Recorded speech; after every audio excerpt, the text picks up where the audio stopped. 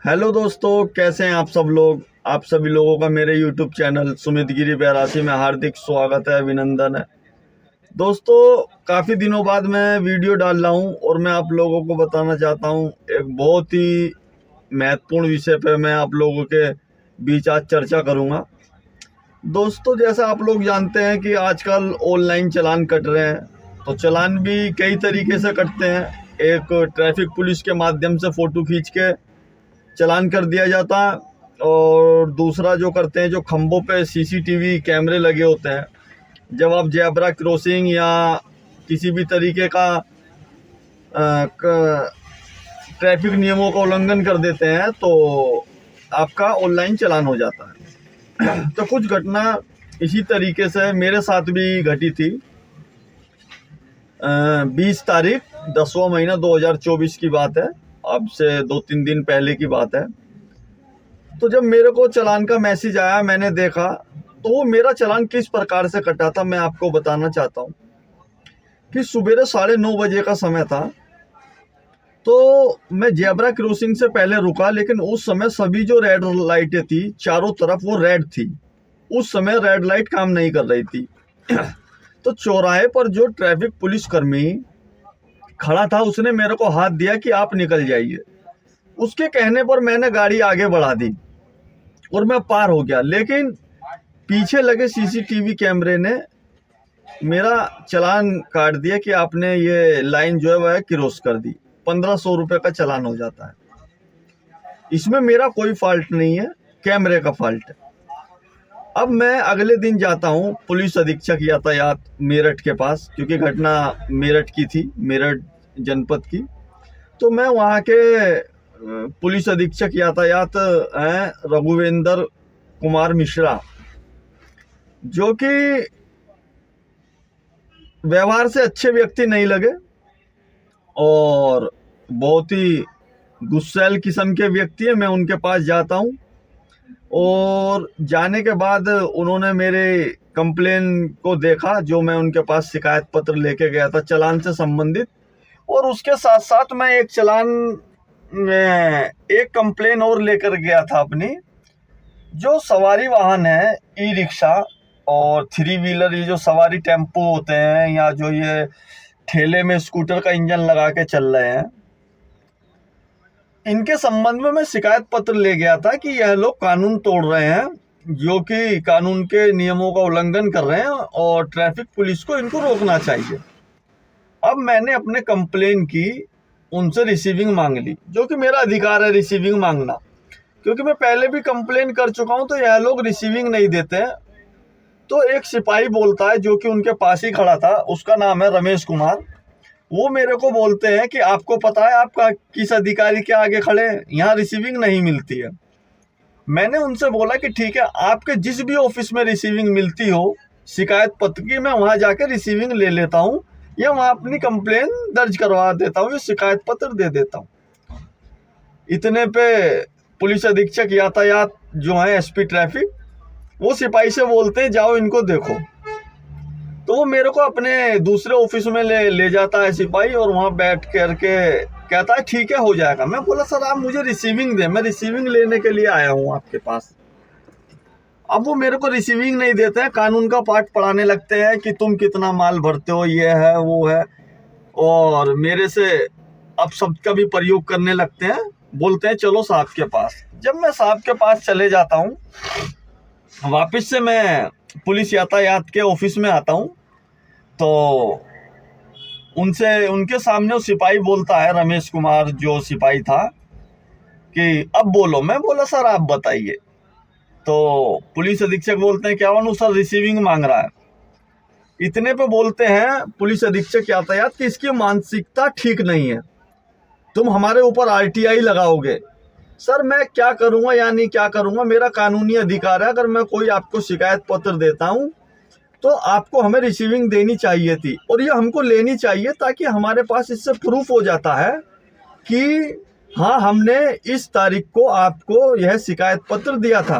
अब यह लोग रिसीविंग नहीं देते हैं, इसलिए कि यह हमसे आगे पूछताछ करेगा, हमसे जानकारी मांग सकता है अगर हमने इसको रिसीविंग दे दिया तो। दोस्तों, वहाँ बहुत कुछ बोलने के बाद, क्योंकि पीपीएस ऑफिसर हैं, बड़े ऑफिसर थे, तो मैं उनसे ज़्यादा बहस नहीं कर सकता था। मैंने सिर्फ इतना बोला कि सर अगर आप रिसीविंग दे सकते हैं तो ठीक है, नहीं मेरी कंप्लेन दे दीजिए। हालांकि गुस्से में होकर उन्होंने सिपाही से बोला कि इनको रिसीविंग दे दो, साइन मारो। तो उस पर फर्जी साइन करके पेन से एक सीधा डंडा खींच के तारीख डाल देते हैं। तो ये फर्जी साइन हो गया, ये कुछ भी नहीं था। उन्होंने एक फॉर्मेलिटी निभाई, मैं लेके आ जाता हूँ।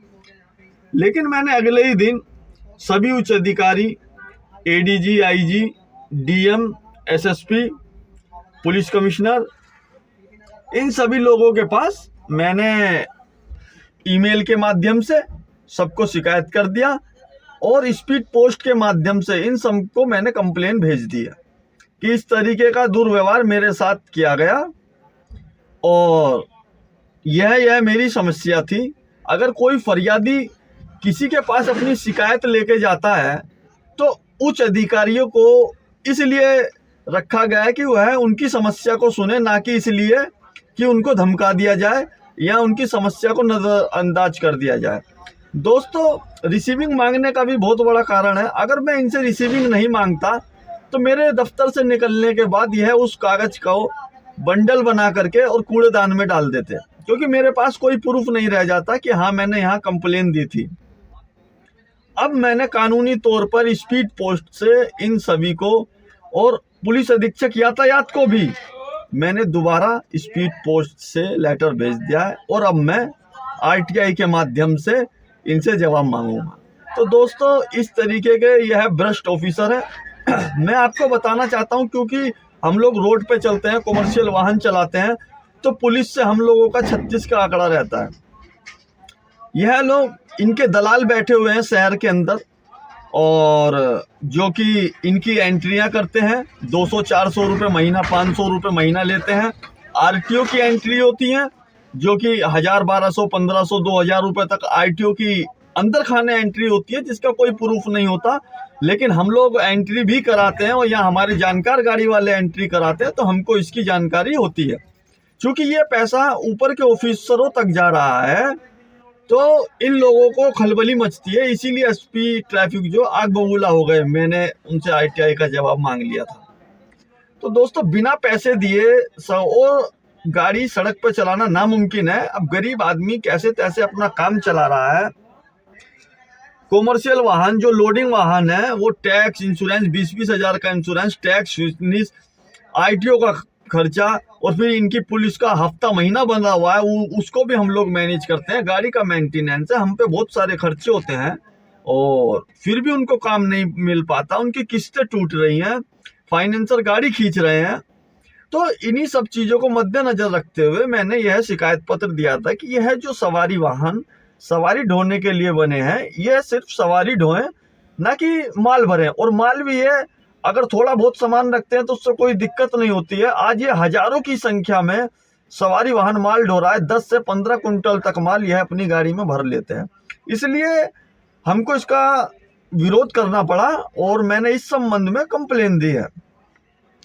और अगर यह लोग नहीं मानेंगे तो मैं अनशन पर भी बैठूंगा, लेकिन मैं कानून के दायरे में इन लोगों से काम करवा के रहूंगा। इन लोगों की मनमानी नहीं चलने दूंगा।